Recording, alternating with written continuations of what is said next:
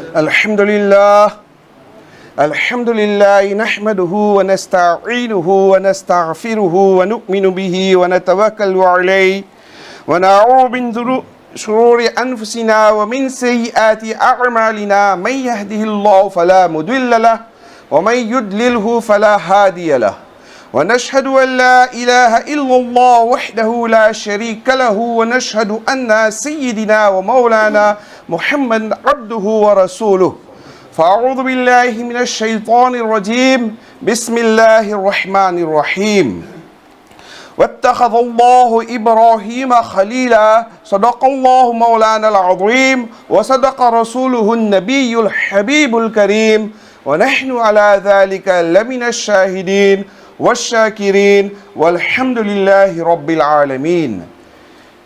Chers frères en islam, assalamu alaikum wa rahmatullahi ta'ala wa barakatuh. De la part de la direction, je vous souhaite le bienvenu dans la maison de Allah Rabbul Alamin, qu'il nous a honorés aujourd'hui, surtout de notre présence. Parce que si on réfléchit bien, d'accord, il n'y a rien qui dépend sur nous. Nous, personnellement, on ne peut rien faire sans que lui, il ne nous autorise pas. Sans que lui, il ne veut pas. Jusqu'à ces jours, jusqu'à maintenant, on est arrivé jusqu'à là, on doit tout à lui. Tout, la moindre seconde, la moindre respiration. En réalité, si on réfléchit bien, depuis ce matin, ce qui nous arrive, Allah Rabbul Alamin, il nous accorde vraiment tout son intention. Si on est là, on est dans la mosquée, on est dans les masjids, on est arrivé, on est présent parmi tout Bandimoun pour arriver à célébrer le salat et jusqu'à les heures, les minutes à venir, on ne sait pas si on aura dans le même état ou bien on ne sera plus là. La seconde qui suit, on ne sait pas. On est responsable du temps qu'on est présent ici, mais on ne sait pas qu'est-ce qui va s'arriver. Qu'est-ce que Allah nous préserve, qui nous réserve aussi. Alhamdulillah, tout éloge c'est pour lui. On lui remercie beaucoup du fond du cœur qu'il nous a donné cette occasion-là. Il nous honore de cette occasion-là d'être présent. Pour quoi et pour quel sujet? Alors, ça, ici, je vais essayer de vous rappeler. Chaque année, on le fait. On est au courant pourquoi on est présent là. On est au courant qu'est-ce qu'on va faire après. D'accord? Mais il y a tellement de messages qui viennent de tous les côtés, qu'ils soient médias, qu'ils soient par des amis, qu'ils soient par de la famille. Tout ce qu'on reçoit, tout ce qu'on comprend, il y a beaucoup de divergences. Alors, on va essayer de soulever un petit peu la chose qui est plus importante. Et c'est quoi la chose la plus importante? La chose la plus importante, c'est le taqwa. C'est le départ pour comprendre nous-mêmes si on a le taqwa ou on n'a pas, si on l'a ou on y va avec. Et qu'est-ce qui nous rapporte? Et c'est quoi le taqwa? C'est la foi. On va essayer de voir, parce que l'histoire de Hazrat Ibrahim alayhi salam, on peut dire, c'est lui qui a créé cette atmosphère de Eid al-Adha, cette histoire de Hazrat Ibrahim alayhi salam, le vécu du Hazrat Ibrahim alayhi salam, le sacrifice de Hazrat Ibrahim alayhi salam, la foi de Hazrat Ibrahim alayhi salam, l'amour de Hazrat Ibrahim alayhi salam. Tout ça, ça nous a ramené où? Et aujourd'hui, grâce à lui, qu'est-ce qu'on est en train de faire? Qu'est-ce qu'il nous a apporté? Même si on regarde, nous, on est disciples de qui? Nous, on est disciples de qui? De quel prophète? On est les disciples de Muhammad sallallahu alayhi wa sallam. Et le Muhammad sallallahu alayhi wa sallam, c'est qui lui? « Wa ma arsalnaka illa rahmatan lil alamin » C'est lui que Allah Rabbul Alamin, qui l'a fait comme de bénédiction, qu'il nous a envoyé, le dernier prophète. Nous, on est son disciple. Mais là, on le célèbre, Eid al-Adha, le Qurbani, c'est pour quel prophète? Hazrat Ibrahim alayhi salam. Parce que pourquoi? Notre prophète même, il nous a dit que Hazrat Ibrahim alayhi salam, c'est mon grand-père. Et la valeur que Hazrat Muhammad sallallahu alayhi wa sallam, nous prophètes, lui a donné, c'est vraiment exemplaire. Et Hazrat Ibrahim alayhi salam, Allah Rabbul Alamin lui a fait des tests. Allah Rabbul Alamin, il a voulu voir à quel point, à quelle profondeur, enfin, il a voulu savoir Hazrat Ibrahim alayhi salam, sa façon et la quantité qu'il aimait. Et c'est pas que lui, c'est pas lui tout seul. Il a son fils, il a sa femme, il a la famille entière qui a fait tout. Parce que quand on regarde la vie de Hazrat depuis l'enfance. Quand il est né, à ce moment-là, il n'y avait que la idolâtrie dans le monde. On priait, on vendait, le business de la famille, c'était ça. Hazrat Ibrahim alayhi salam, il n'était jamais d'accord avec ça, lui. Depuis l'enfance. Quand on lui disait faire ça, tu dois faire ça, il ne voulait même pas, il ne voulait pas entendre. Même une fois, son oncle lui dit, à Ibrahim, demain tu te prépares, on y va, tu viendras au marché avec moi, on va vendre, on va grandir notre business, il faut que tu saches comment ça tourne notre business. Alors lui, il ne voulait pas partir, mais son oncle lui dit, bon, il est parti. Il arrive sur les marchés, d'accord? Son oncle lui dit, vas-y, commence. Qu'est-ce qu'il a fait? Il a pris un bassin d'eau, il est en train de mouiller. Il dit, les gens, venez acheter la chose qui ne peut vous rien faire. Vous lui demandez de vous aider, il ne peut pas. Il vous demande de lui faire quelque chose, rien. C'est quelque chose qui vous fait rien, mais venez acheter. Son oncle lui dit, mais qu'est-ce que tu dis? Qu'est-ce que tu racontes là? Qu'est-ce que tu dis aux gens? Comment le business va tourner comme ça? Tu dis la personne vient racheter une chose qui peut te rien faire, qui peut rien t'apporter. Pourquoi tu dis ça? Tu vas foutre le business en l'air. Hazrat Ibrahim alayhi salam, il n'était pas du tout d'accord avec ça. Même son oncle lui crie ou bien quoi qu'il soit, non. Jusqu'à quand il a grandi, il a affronté qui? Le roi. Et quoi? Il n'était pas parti avec une armée. Simplement pour vous rappeler, il était parti tout seul. Il a affronté le roi. Il a provoqué le roi. Il lui a dit, toi, celui qui tu crois, celui qui tu es. T'es pas ça. T'es pas le créateur, toi. Il lui a provoqué en duel. Et lui, la punition finalement qu'il a eu, vous connaissez l'histoire très bien. Mais alhamdoulilah, on passe de tout ça juste pour un rappel que Ibrahim alayhi salam, même quand on lui a mis dans le feu, c'était quoi sa foi? Tous les anges, ils pensent vers Allah Rabbul Alamin, ils approchent, ils sont avec Allah Rabbul Alamin, ils disent à Allah Rabbul Alamin, ils disent, mais Ibrahim, c'est ton camarade. Ibrahim, comme tu dis, c'est Khalilullah, c'est la camarade de notre Créateur, d'accord? C'est un ami de notre Créateur. Mais comment tu peux laisser ton ami, il se prépare pour lui jeter dans le feu et tu fais rien? Alors, Allah Rabbul Alamin, il dit aux anges, vous pouvez faire quelque chose, vous? Allez-y.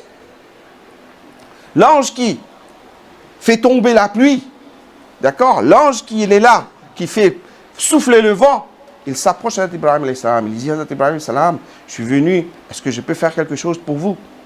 Je peux ramener la tempête, le vent si fort que le feu qui est allumé là, il peut souffler ce feu-là et vous éloigner de ça. Et il dit, toi, tu ne vas pas me rendre service. Merci.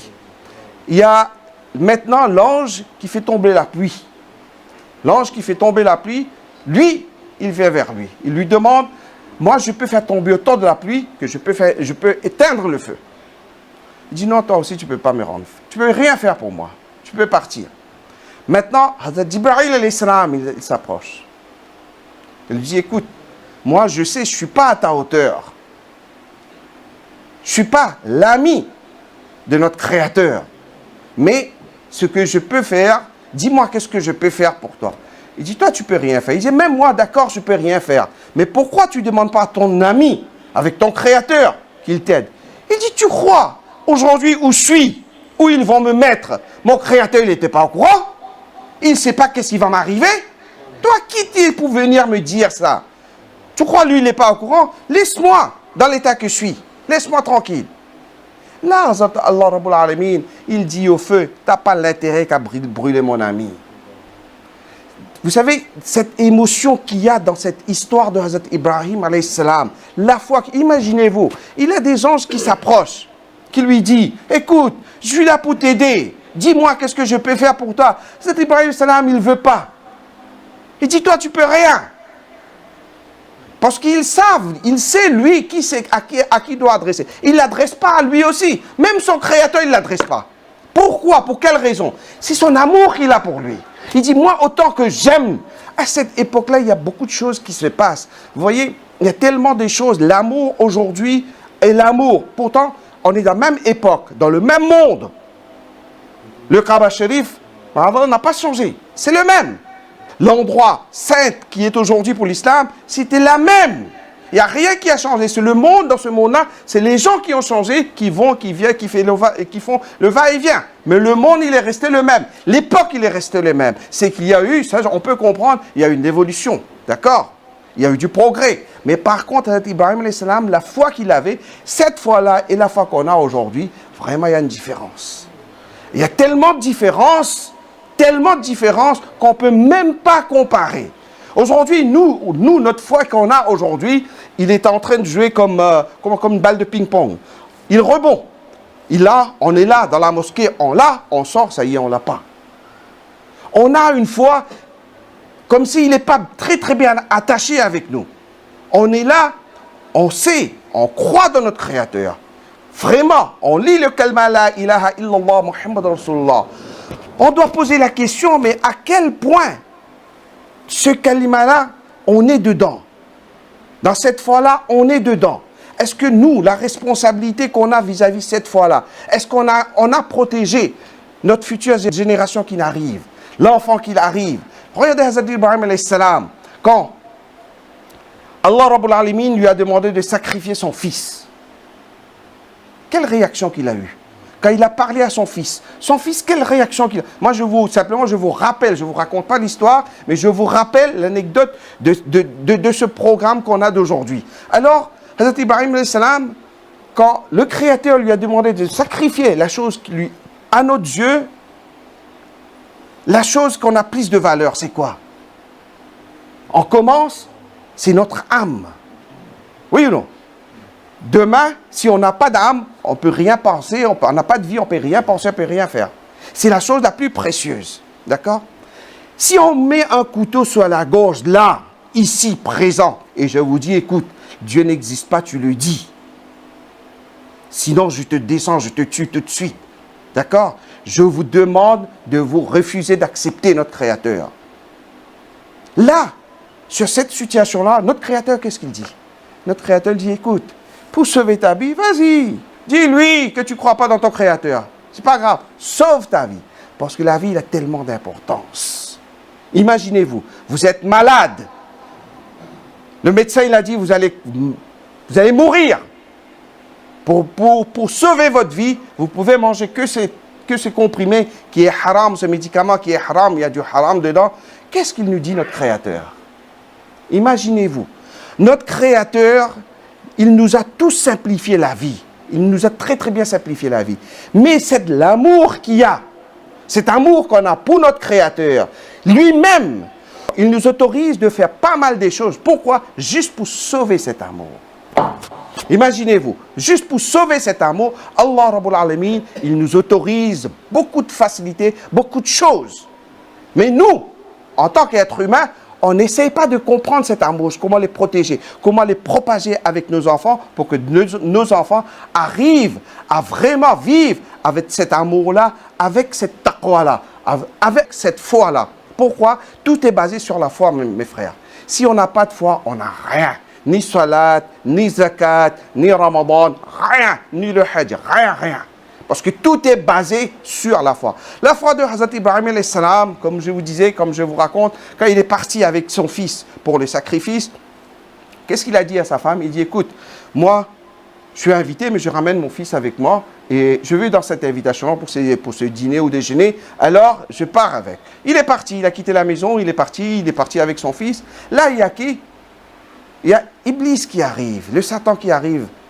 Il dit à sa femme, tu sais, il est parti ton mari avec ton fils. Il a ramené ton fils pour le sacrifier parce que son ami lui a demandé. Allah Rabbul Alamin lui a demandé, il est parti. Alors il dit quoi? Il dit, qui c'est qui lui a demandé? Il a dit, Allah Rabbul Alamin lui a demandé de sacrifier son fils. Il dit, Allah Rabbul Alamin, mais il n'y a pas de problème qu'il le sacrifie. Imaginez-vous, là, l'amour, la femme, l'amour qu'elle a pour Allah Rabbul Alamin. L'amour qu'il a pour son mari. L'amour qu'il a pour son enfant. Cet amour-là, elle est plus grand que le sacrifice. L'importance que Hazrat Ibrahim alayhi salam, dans son vécu, il nous a ramené, il nous montre à quel point l'amour est le plus grand que le sacrifice. Notre amour, il doit être si grand que, par exemple, il n'y a rien, toutes les choses, ça doit être très très petit devant ça. C'est pour ça l'importance dans l'histoire de Hazrat Ibrahim alayhi salam, qui doit tout notre prophète qui est venu, l'importance toujours qu'il a eu sur le taqwa, sur l'amour, sur la foi. Il nous a toujours montré Nous, on est en train d'aller chercher, écouter l'autre ou bien l'autre. Si vous approchez avec votre Créateur, vous allez comprendre cette fois-là qu'est-ce qu'il peut vous ramener. Qu'est-ce qu'il vous rapporte et jusqu'où il vous ramène. Ibrahim alayhi salam, même quand il est parti, regardez le fils, quand il a parlé avec son fils, il dit son fils, écoute, moi j'ai eu. Allah Rabbul Alamin, il m'a demandé de sacrifier la chose que j'aime le plus au monde. Alors la chose que j'aime plus au monde, c'est toi. Nous-mêmes, aujourd'hui, on est célibataires. Mais une fois mariés, quand vous avez votre petit bout de chou dans les bras comme ça, qu'il a 1 à 2 jours, quand vous êtes devenu papa, vous savez, la chose que vous sentez à l'intérieur de vous-même, là, il y a n'importe qui se présente. Il peut être le président de la France, il peut être le président de quel pays, n'importe où. Il vous demande le petit. Alors là, l'amour paternel, quand ça réveille, il n'y a rien qui peut le toucher. Il n'y a rien au monde. Vous pouvez laisser cet enfant lui arriver quelque chose à cet âge-là. Il va grandir, il va s'asseoir sur votre estomac, il va piler, il va sauter. Et là, vous allez avoir, comment ça s'appelle, une tranquillité. Vous allez avoir un soulagement, même qu'elle vous fait mal, vous allez avoir toujours des soulagements. Cet amour que Allah Rabbul Alamin nous a donné pour notre enfant. On fait tout pour cet enfant. Pourquoi? C'est quoi dans nous? Qu'est-ce qu'il y a? Qu'aujourd'hui, quand l'enfant il est né, on fait tout, on essaye de faire tout pour lui. Quand on lui regarde comme ça, on veut l'embrasser dans tous les sens, on peut lui donner tout l'amour qu'il y a, même dans une seconde, si vous pouvez lui donner l'amour de 100 ans, vous la lui donnez, dans une seconde. Tellement l'enfant, la vie, tout ça, toutes ces deux choses-là, tellement c'est important devant nous. Tellement ça a une grande importance pour nous. Alors, mes frères, on voit que toutes ces choses-là, ce que je viens de vous parler, cet amour-là, il fait partie de quoi? Il fait partie de notre foi. Amour, cet amour-là, il fait partie de notre foi, ça. L'importance, tout cet amour-là, c'est qu'il a vis-à-vis de notre Créateur, c'est notre foi. Et qui c'est qui nous a donné? Quelqu'un peut dire, je crée ma foi moi-même. Quelqu'un peut dire, la foi que j'ai moi aujourd'hui, c'est quelque chose que moi je l'ai inventé, ou bien je l'ai créé, ou bien je l'ai ramené. Non. C'est Allah Rabbul Alamin, il met ça dans votre cœur tout doucement. Et comment? C'est par rapport à vous. Quand vous changez vous-même à l'intérieur, tout doucement, vous l'approchez vers lui, là, c'est comme si vous faites à chaque pas, quand vous travaillez bien, le patron, il vous récompense. C'est un peu dans ce sens-là. Mais Allah Rabbul Alamin, ce n'est pas le patron, lui. C'est le patron des patrons, Allah Rabbul Alamin. Allah Rabbul Alamin, ce n'est pas n'importe qui. Allah Rabbul Alamin, je vous dis, comme s'il n'y a pas de mots que je peux vous dire qu'est-ce qu'il est exactement, sa grandeur qu'il est. C'est pour ça, chez nous, quand on dit Allah Rabbul Alamin, Allah, la signification, il n'y a qu'une seule signification. C'est notre Créateur. Alors Allah Rabbul Alamin, lui, cet amour, cette sagesse qu'il met dans nous, c'est une partie de lui, ça. Est-ce que vous avez déjà entendu qu'on a une prophète ou bien un ange qui s'appelle amour? Le regard que vous avez, l'œil que vous avez, la puissance que vous avez dans vos yeux. Est-ce qu'on peut créer cette puissance-là? Il y a quelqu'un sur terre qui peut créer cette puissance qu'il y a dans votre yeux. C'est un don de qui, ça? Voir, ça vient de qui, ça? Qui c'est qui a cette capacité de voir, là? C'est que notre Créateur. C'est une chose de lui qu'il nous a donné. Demandez à un aveugle, posez la question à un aveugle, comment est-ce qu'il sent? Qu'est-ce qui est sa vie? Essayez de comprendre la vie d'un aveugle. D'où est-ce qu'il va avec? C'est pour ça, il y a un proverbe en ourdu, il dit « Waqt sabko miltahe, zindagi badalne qu'il y ait ». On a le temps, d'accord? Allah Rabbul Alamin nous accorde le temps pour changer notre vie. Waqt sabko miltahe, zindagi badalne qu'il y ait par zindagi dobara nahi milta, waqt badalne qu'il y ait. Et non pas une deuxième vie pour changer le temps. Ça, il faut bien comprendre ça, mon frère. Allah Rabbul Alamin, il nous donne le temps pour pouvoir changer votre vie. Mais vous n'aurez pas une deuxième vie pour changer le temps, mon frère. Alors, regardez le 10 jours de Zil Hijj, c'est un cadeau de notre Créateur. Tout ce que vous faisiez pendant ces 10 jours-là, c'est exceptionnel. toutes les prières que vous faisiez. Déjà, vous êtes à l'étranger, on fait la prière à l'étranger, c'est bénéfice, c'est autre chose. D'accord? Les bénéfices qu'on reçoit quand on fait la prière à l'étranger, c'est exceptionnel. Et plus là-dedans, vous êtes dans le mois de Zil Hijj, les premiers 10 jours, c'est exceptionnel tout ce que notre Créateur nous accorde. Alors finalement, on comprend bien que Allah Rabbul Alamin, à quel point il nous aime. Allah Rabbul Alamin, à quel point il veut que nous, les disciples de Mohammed sallallahu alayhi wa sallam, qu'on soit vraiment présents ensemble avec lui dans le paradis. Et pour ça, il nous a donné tous ces atouts-là. Alors, c'est tous ces atouts qu'on a eus, qu'il soit la prière, qu'il soit le taqwa, qu'il soit le hajj, qu'il soit le namaz, qu'il soit le salat, qu'il soit le zakat, le l'aumône, qu'il soit le mois de Ramadan, qu'il soit le mois de Zil Hijj. Toutes les choses, tous les 12 mois qu'on a, c'est des mois bénéfiques. Il faut qu'on profite. Il faut qu'on profite au maximum. Il ne faut pas qu'on laisse notre foi jouer dans notre tête, qu'il s'éloigne la moindre seconde. Il ne faut pas. Cette fois-là, il faut qu'on accroche avec lui. Il ne faut pas qu'il nous quitte. Alors, par exemple, comme je disais, regardez, Hazrat Ibrahim alayhi salam, son fils, quand Hazrat Ibrahim alayhi salam lui a dit, écoute, moi, j'ai dit à Allah Rabbul Alamin, je vais te sacrifier. Son fils lui a répondu, pas de problème, papa. Ton créateur, il t'a dit, Allah Rabbul Alamin, il t'a demandé, moi, je suis prêt. C'est quand tu veux, l'heure que tu veux. Au contraire, tu bandes tes yeux pour que tu me vois pas. Il lui a suggéré beaucoup de solutions pour que son père, il arrive à faire ça. Moi, je vous pose la question. Si on vous demande de vous sacrifier votre enfant, vous auriez le courage pour le faire pour votre créateur. Nous, on va se mettre dans des tests après. On n'est pas à la place de Hazrat Ibrahim alayhi salam, mais essayez de penser, Hazrat Ibrahim alayhi salam, qu'est-ce que notre créateur lui a demandé? Et nous, on se met à cette place-là, on regarde notre enfant qui est là, d'accord? Et on pense à Hazrat Ibrahim alayhi salam. Et comment Allah Rabbul Alamin, il nous a sauvés de cet sacrifice, d'accord? Au lieu de l'enfant, il faut faire un animal.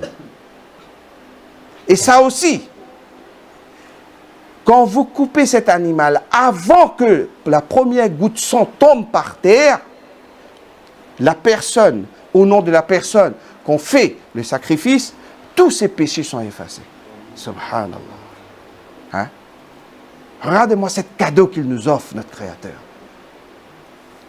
La moindre goutte de sang, il n'est pas encore tombé sur terre. Il n'est pas encore arrivé. Vous avez le couteau dans la main.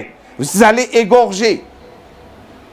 Avant que le premier goût de sang tombe sur terre, la personne au nom de qui on a fait le sacrifice, tous ces péchés sont effacés. Qui c'est qui peut vous faire des cadeaux pareils? Maintenant, dans ce mois-là, vous revivez votre vie là. Vous recommencez à zéro. Alors, il faut qu'on profite, nos frères. Il faut qu'on profite.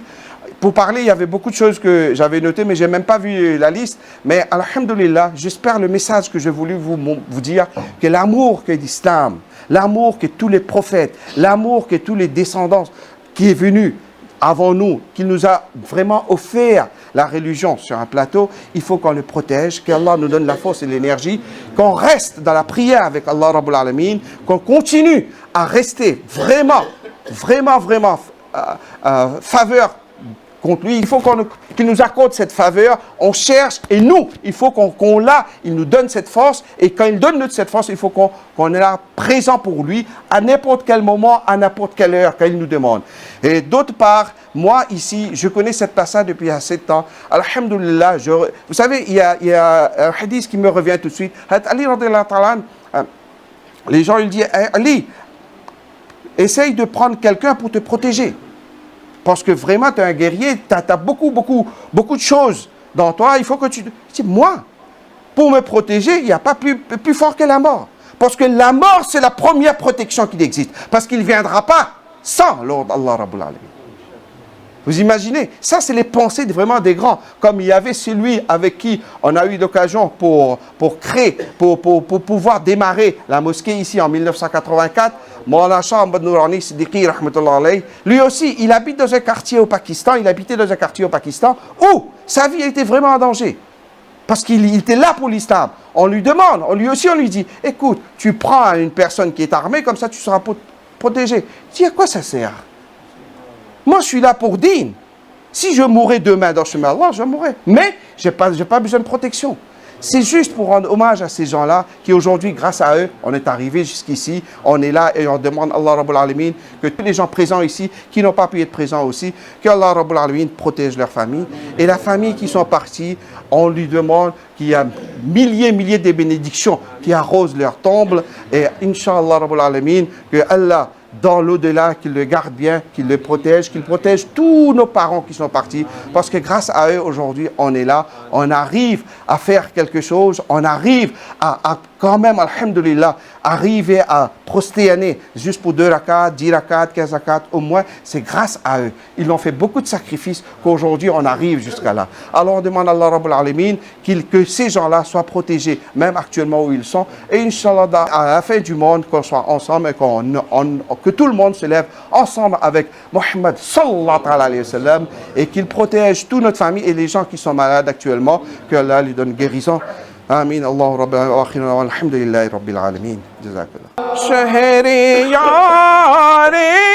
إرم تاجدار حرم نوبهار شفاعت پلا کو سلام مصطفى جان رحمت پلا کو سلام شمع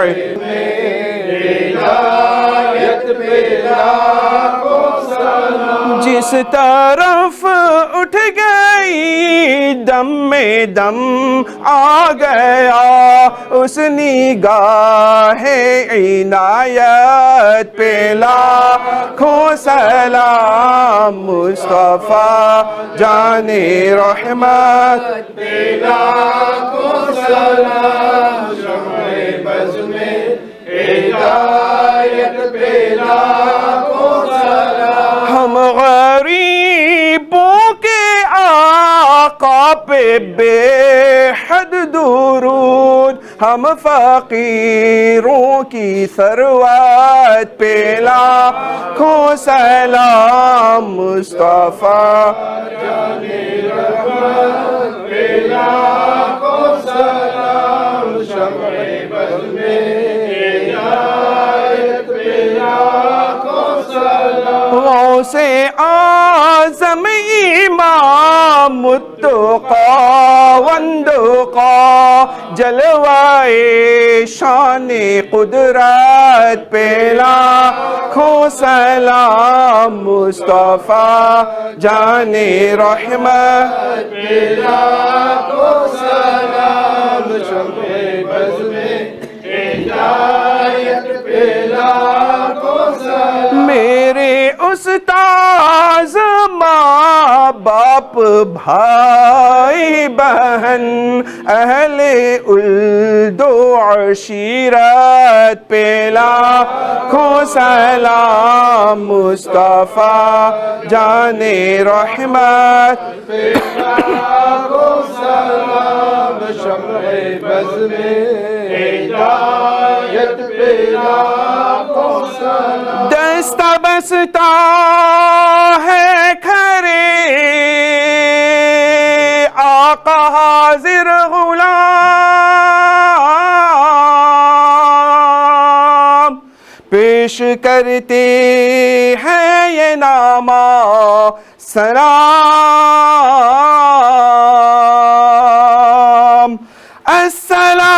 السلام اے گلشن وحدت کے پھول یہ سلام عاجزانہ ہو قبول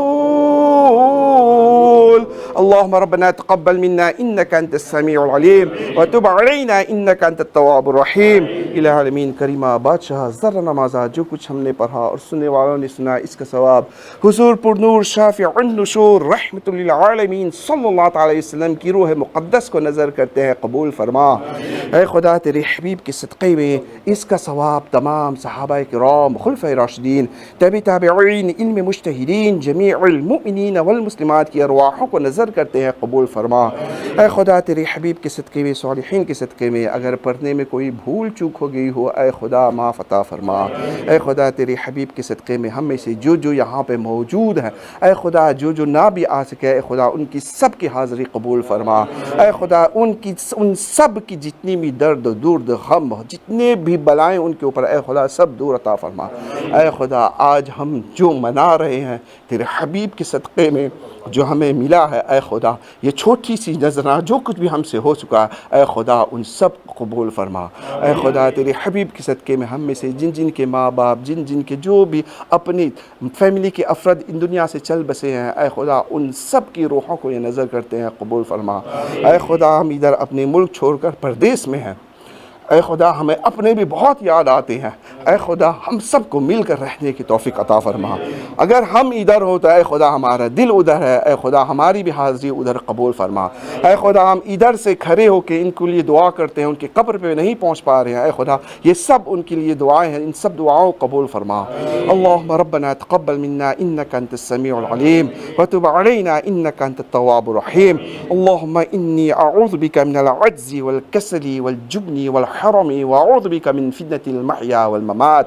अल्लाहुम्मा रब्बि जअलनी मुक़ीमस सलाती व मिन ज़ुर्रियती रब्बना व तक़ब्बल दुआ। अल्लाहुम्मा रब्बना आतिना फ़िद दुनिया हसनतन व फ़िल आखिरति हसनतन व क़िना अज़ाबन नार व क़िना अज़ाबल क़ब्र व क़िना अज़ाबल फ़क़्र व क़िना अज़ाबद दाईन व क़िना अज़ाबल मीज़ान व क़िना अज़ाबल जहन्नम।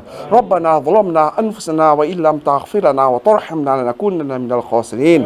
अल्लाहुम्मा रब्बना तक़ब्बल मिन्ना वअफ़िना वअफ़ु अन्ना बिस्सूरतिल फ़ातिहा।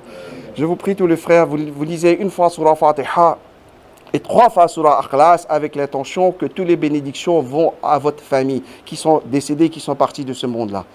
بسم الله الرحمن الرحيم الحمد لله رب العالمين الرحمن الرحيم مالك يوم الدين إياك نعبد وإياك نستعين اهدنا الصراط المستقيم صراط الذين أنعمت عليهم غير المغضوب عليهم ولا الضالين.